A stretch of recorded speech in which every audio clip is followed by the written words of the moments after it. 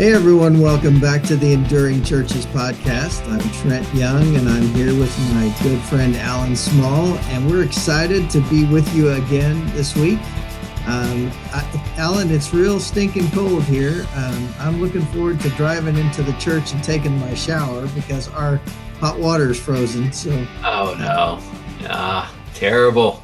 That's yeah, terrible. Yeah, this is one of those odd days where you guys continue to drift into the coldness, and we actually got warmer. So we were 10 below on Sunday, and we only had one service because we didn't want people getting out in such cold. Mm-hmm. And the mountains, while we were 10 below, the mountains were in the mid 20s.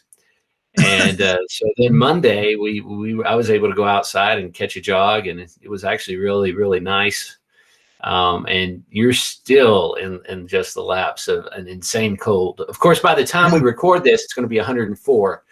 By the time people hear this, it'll be 104. What are you talking about? I don't even remember that anymore. That's right. Yeah, we were at 10 below this morning, and it's supposed to start snowing again hard here in about 2 or 3 hours. So it's exciting.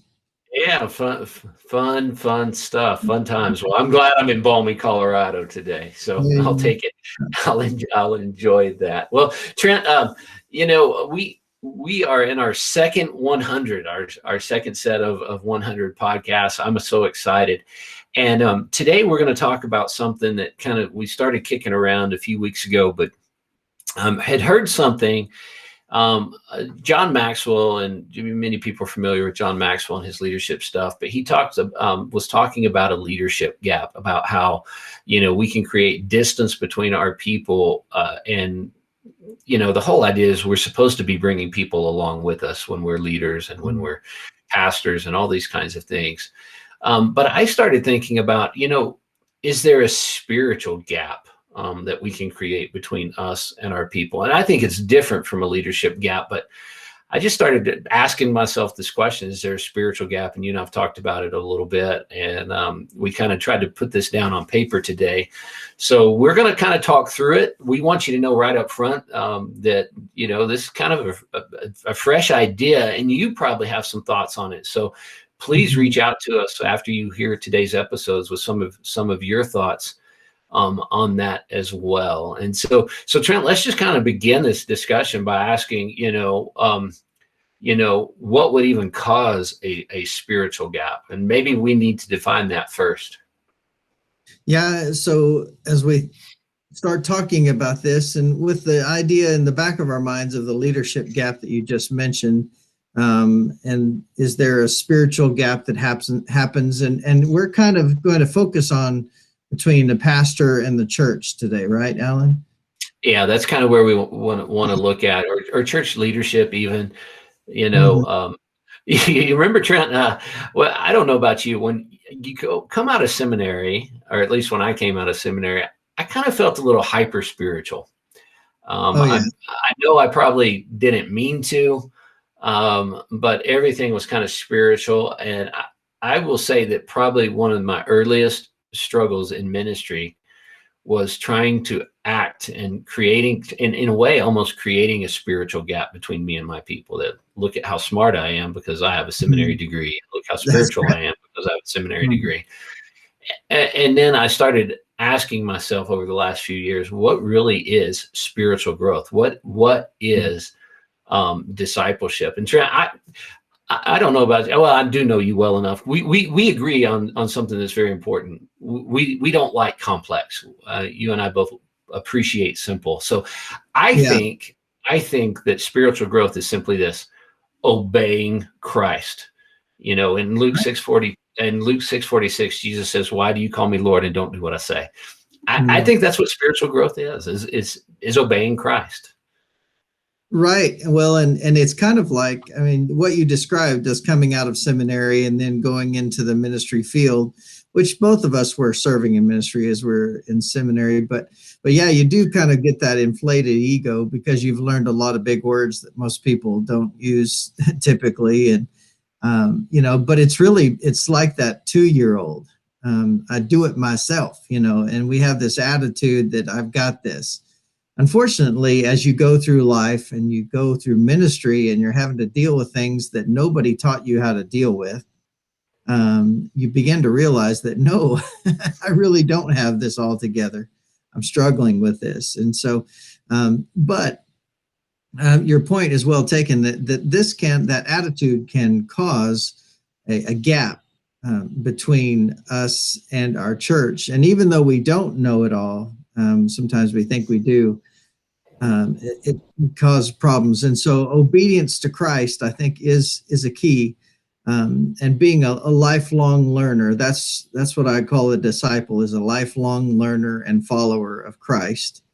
And I think the more that we learn, the more we recognize that we don't know.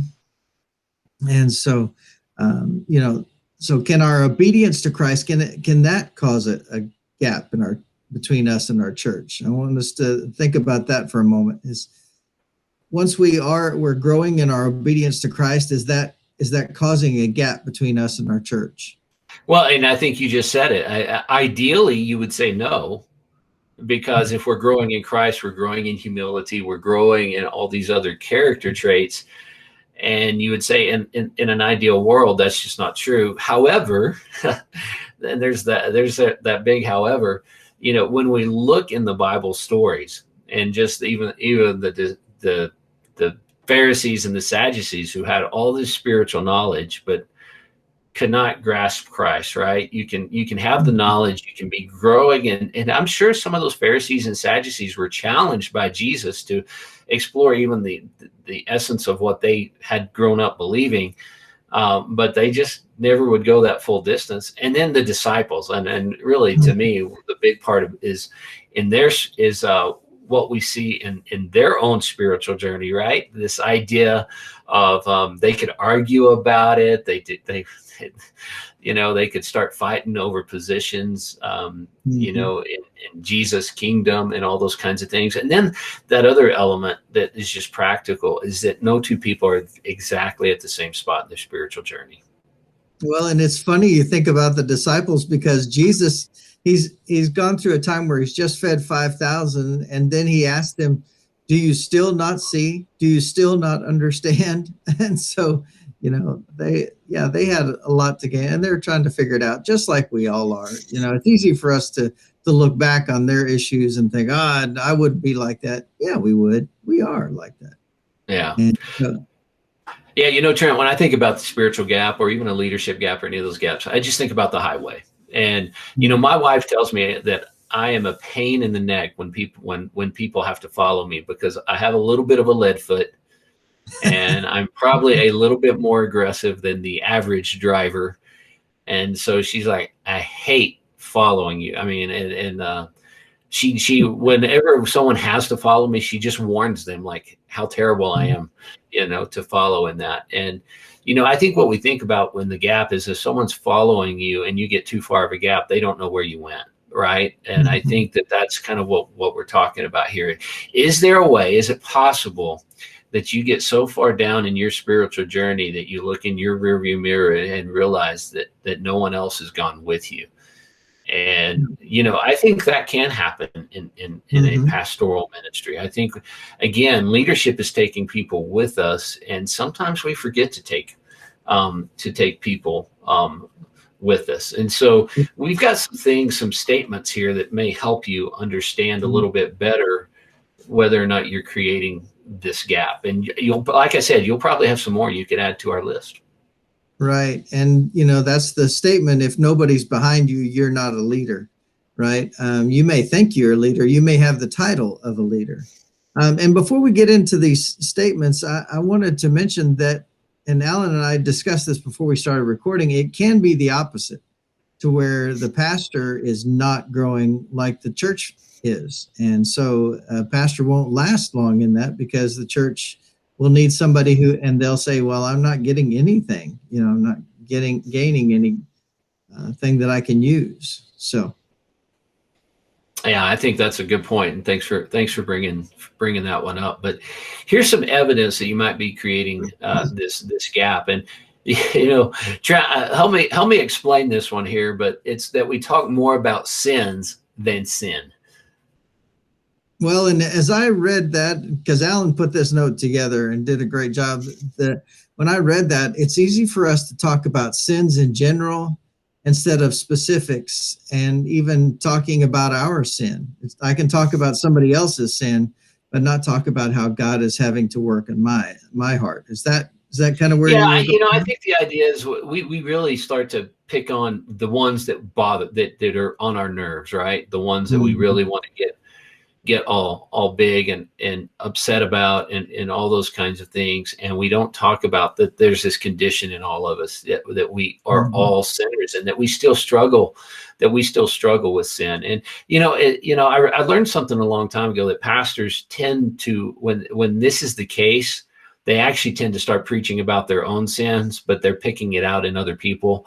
But Mhm. it's probably something that's going on in their own lives. And so, you know, I think that sometimes we get a little bit. I think that's why Paul mentions sins. Oftentimes there's lists of sins, right? It's not just Mhm. one that he's trying to remember, trying to touch the bases on everyone. He could talk about sexual sins, but then he'd always throw in gossip or something like that too. So hey, Mhm. this stuff affects all of us, and I think that Right. idea that we're all affected by sin instead of, oh, look at you, look at what you got going on. And in this social media world, isn't everyone pointing a finger at someone else already?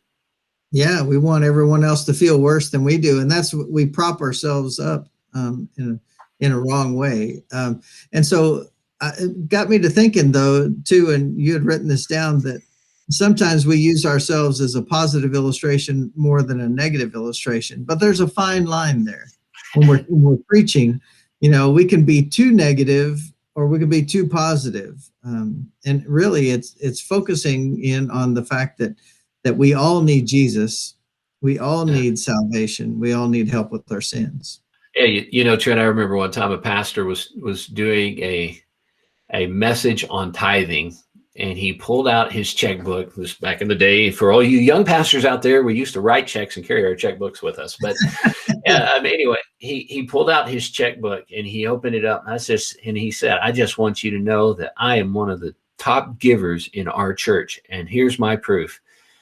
Hmm. Um, that's well, I think we can all agree that that's not a very humble approach to it, but there's certainly a better way to say that I give and I'm encouraging you to give than saying, "Look at me, ha ha ha ha! Look Mhm. how great I'm doing in this." Or that pastor just throws in the comment, "Well, I spent 3 hours in prayer over this weekend," and yeah.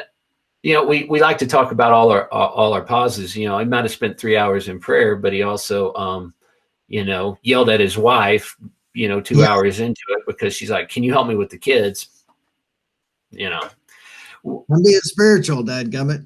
yeah, yeah. So I think there's just a time and evidence that you might be creating that spiritual gap is if you have a heart, you're getting to the point where you're having a hard time talking about your own struggles and being authentic with your people.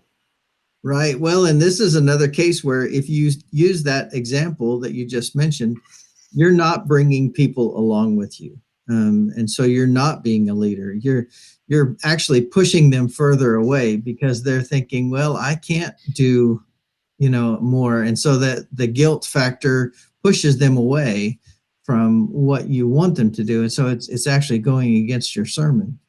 And so we can also begin to complain about the spiritual immaturity of other people too. I don't know. We never do that. Alan and I. Never, never.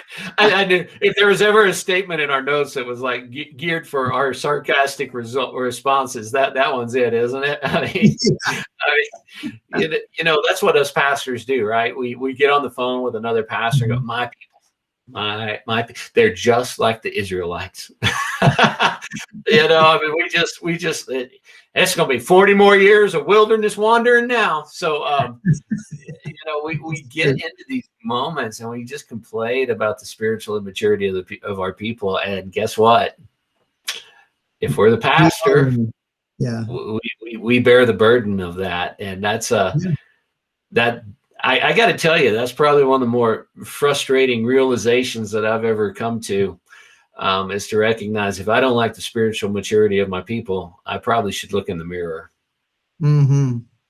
Well, and speaking of looking in the mirror, this is a good point to talk about, that we need to keep in mind that sometimes there's going to be people in your church that are brand new. They've never been exposed to the gospel of Jesus Christ, and so it's a fine line between, you need to grow your people who are older Christians, but you also need to make it accessible to somebody who's brand new. And so we forget what we were like before we were Christians, and we need to remember to be able to speak to those brand new people and help them to get one step closer. That was our theme a couple of years ago at our church, is one step closer. We wanted to help people get one step closer to Jesus all the time.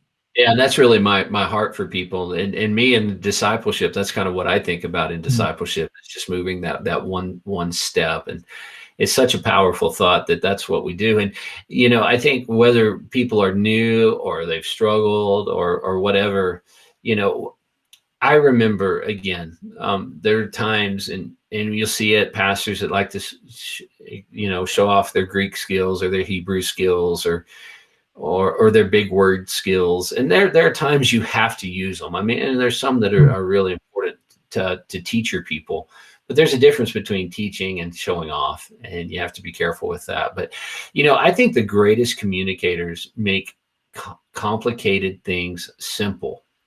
Mm-hmm. And I think that that's one of the beautiful things about all of this, is that, the difference between the leadership gap, like something that John Maxwell talks about, is, like if you're a 7 on the leadership scale, he says that, people need to basically be within 3 places of you on that leadership scale, or you're just too far removed from them and they can't follow you. So anyone under a 4 isn't going to follow a 7. They need to follow, a 4 or whatever. And he says that, but I don't think that's true with this spiritual gap. I think you can actually, the more spiritual we get, the honestly, the further we should be able to go down. God closed the gap completely, right? God became flesh and made his dwelling among us. He closed the gap. And I think that's one of the beautiful things about all of this. And, God revealed himself to us in a way we could comprehend God by becoming human flesh. And I think that's pretty cool. And that's something that we should remember this process. Right. Well, Alan, we've been talking about some of the negatives, some of the frustrations and things. So let's talk about some of the positive side now. So what are some of the helps? How can we be leaders that bring people along with us? What are some helps that we can do? I think this is maybe something that we just don't do enough as pastors. I think because we have so many people, it can be a hard exercise, but we need to practice empathy with our people. We need to realize the struggles, and we don't know what's happened in their lives. We don't know who's been abused. We don't know what sin and sins are in their hearts and in their past that are hard to get over. And so we want to practice empathy.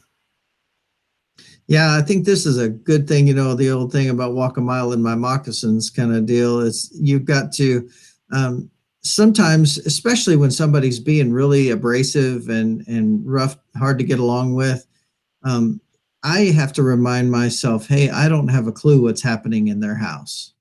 And there could be a whole lot of stuff that they're having to get through just to get here, much less have a good attitude. And so it's easy for me to get really frustrated and get defensive, but I have to remind myself that there's a whole lot going on that I don't know about. And very rarely is the issue the issue. And so you've got to keep that in mind. So empathy is a huge deal. I'm glad you put that in there. Yeah, and if we have empathy, we've got to have that other word that ends in that, and that's humility. So we need to maintain a humble spirit.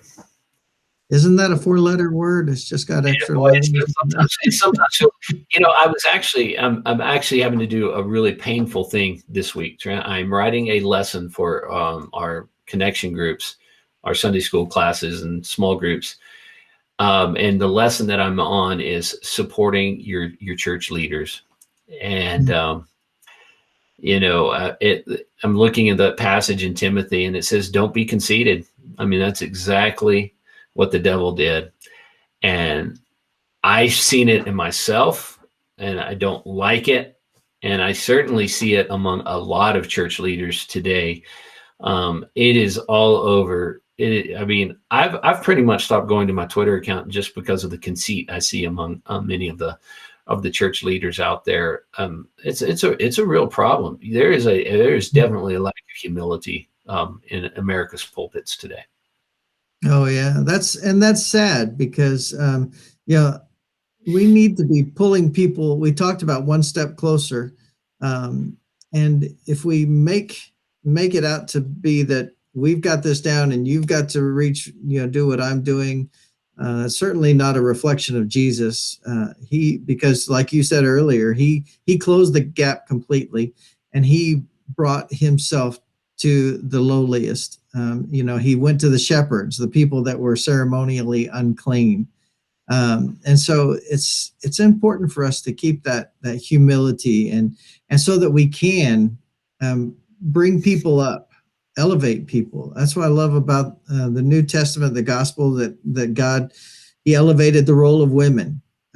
He went to the shepherds. All those people. He didn't start out in a kingdom, that was, having everything there. He went to the lowest.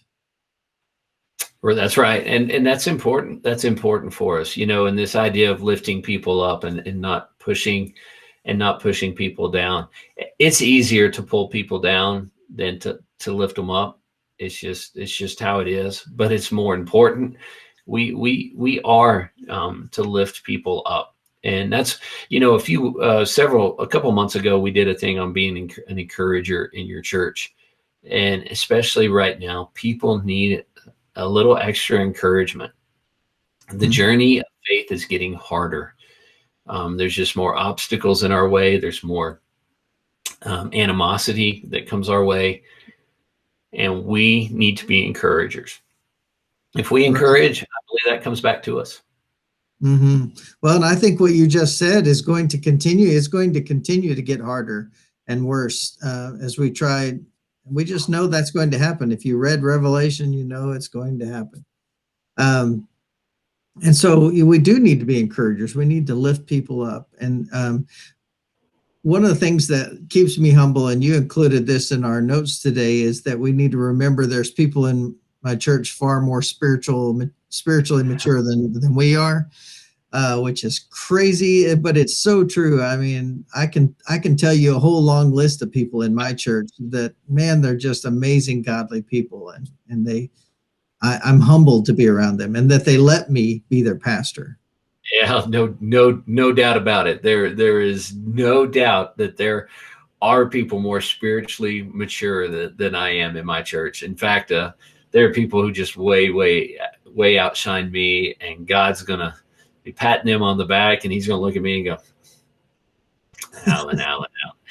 But yeah, I learned that. I was fortunate that I got that lesson pretty early on. I started eating a lot of humble pie pretty quick. I had a lot of good questioners in my first church, and they were like, let me get back to you on that one. I'm not exactly sure. Let me get back. So anyway, I think there's a lot of those folks in our church that's how they're going to get their crowns, is that they put up with us, right? Yeah, so no doubt. That's their sainthood. Oh goodness. Well, this has been a really good topic for us to talk about. We do want to encourage you, and I think this is a key for being an enduring pastor, is to be able to lead people and bring them along with you. You want them to grow beside you, to keep walking with you, and that everyone in your church continues to get closer to Jesus. And so we want to help you to do that. Alan and I, we don't have this all down, but we have gained a lot through our years of serving. And plus, we know a lot of people that are better than we are, godlier than we are. We'd like to connect you and help walk with you. How would we do that, Alan? Well, they can certainly reach out to us on our Facebook page, at our website at enduringchurches.com. They can email us, Trent at enduringchurches.consulting, or Alan, ALAN, at enduringchurches.consulting. So they can reach out to us that way. And, I'd love to come alongside your church. we're kind of new to this consultation thing, and so we can give your church a better rate than many other consultants can do out there. So just kind of want to put that in your ear if you'd like some outside eyes to come in and just kind of help with a general viewpoint of your church overall and its health, and maybe how you could move forward in a positive way. So we can do that. And then Trent, we also are doing a giveaway right now, right? So why don't you tell us about that? Oh, I'm glad you brought that up, Alan. We're going to be giving away the book called Replenish by Lance Witt, Leading from a Healthy Soul. And so if you will comment on our Facebook page or connect with us through our email, then we'd be glad to put you in the drawing. We're going to give at least one, hopefully more of those books away to some folks that connect with us. So just keep that in mind. Yeah, so there's a lot of things you can do, a lot of action points that come out of today. But I do encourage you, don't let a spiritual gap develop between you and your congregation. Keep your eye out for that, and we certainly hope this was helpful. Give us your thoughts, your feedback on this episode, and we look forward to catching you next week.